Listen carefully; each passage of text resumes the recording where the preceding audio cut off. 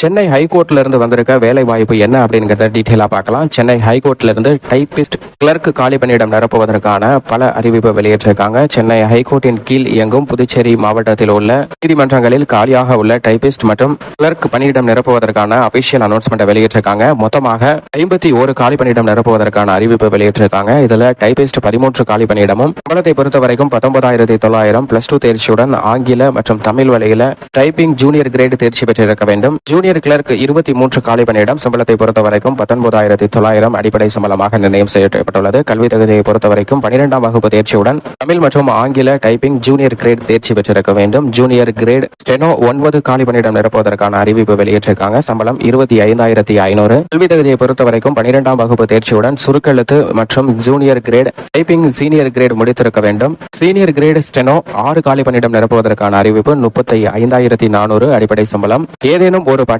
படிப்புடன் ஆங்கில typewriting senior grade தேர்ச்சி பெற்றிருக்க வேண்டும். மேலும் ஆங்கிலத்தில் குறுக்கெழுத்து மற்றும் தமிழில் சுருக்கெழுத்து கிரேட் சீனியர் கிரேட் முடித்திருக்க வேண்டும். மேற்குறிப்பிட்ட அனைத்து விதமான பணிகளுக்கும் அதிகபட்சமாக 1/4/2024 அடிப்படையில் 32 வயதிற்குள் இருக்க வேண்டும். வயது வரம்புல SC/ST பிரிவினருக்கு 5 ஆண்டும் OBC பிரிவினருக்கு 3 ஆண்டுகளும் தளர்வு வழங்கப்படுகிறது.